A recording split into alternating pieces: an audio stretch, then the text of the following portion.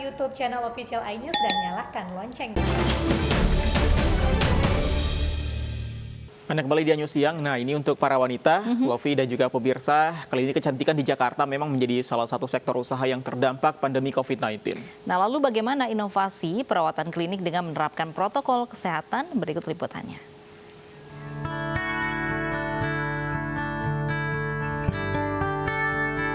Di tengah pandemi COVID-19, salah satu klinik kecantikan di ibu kota tetap beroperasi dengan menerapkan protokol kesehatan yang ketat.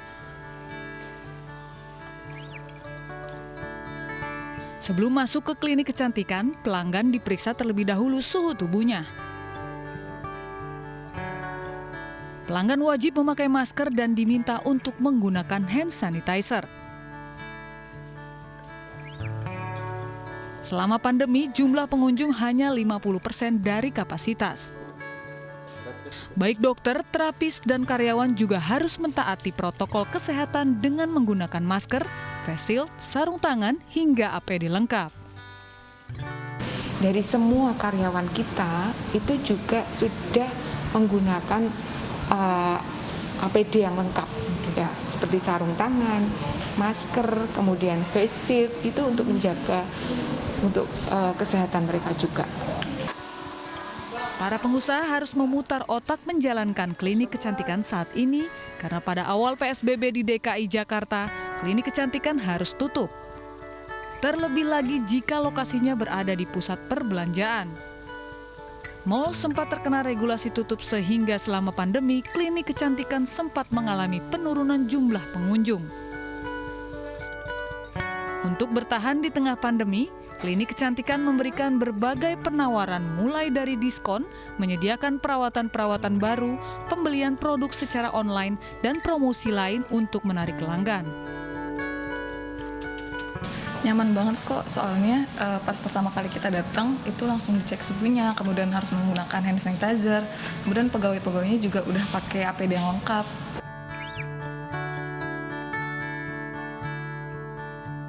Nah pemirsa, setelah melakukan perawatan di sini, kulit saya menjadi lebih cerah, segar, dan juga lembab.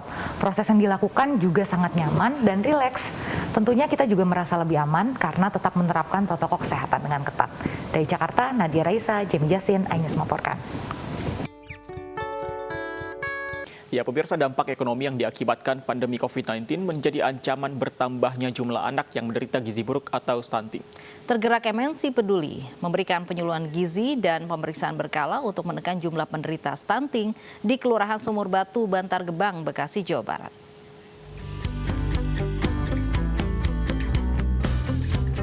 Krisis ekonomi akibat pandemi COVID-19 membuat masyarakat kesulitan untuk memenuhi asupan gizi yang baik untuk keluarga mereka.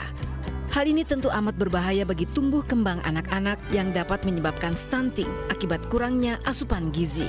Demi mencegah hal ini, MNC Peduli melakukan pemeriksaan dan penyuluhan gizi kepada ibu dan anak di Kampung Ciketing, Kelurahan Sumur Batu, Bantar Gebang, Bekasi, Jawa Barat.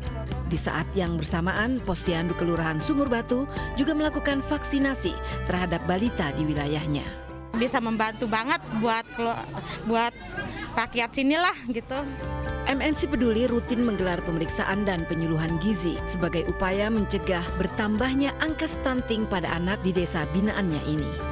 MNC Peduli ingin membantu bukan cuma secara materi saja, karena banyak bantuan yang sudah dikirim, sudah diterima oleh masyarakat juga yang secara materi, tapi kami ingin bergerak di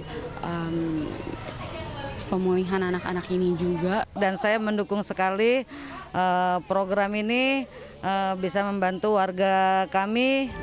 Tak hanya melakukan pemeriksaan dan penyuluhan gizi, dalam kegiatan kali ini MNC Peduli juga memberikan makanan sehat dan susu untuk anak-anak di Kelurahan Sumur Batu untuk mencukupi gizi harian mereka.